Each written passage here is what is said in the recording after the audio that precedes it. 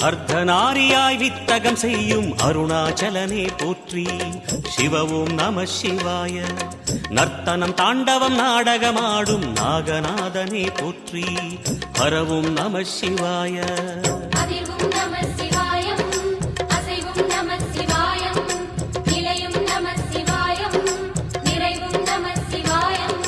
ரமணமுனிக்கு ரகசியம் சொன்ன ராஜலிங்கனே போற்றி.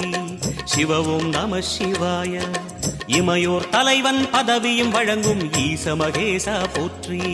ஹர ஓம் நம சிவாய.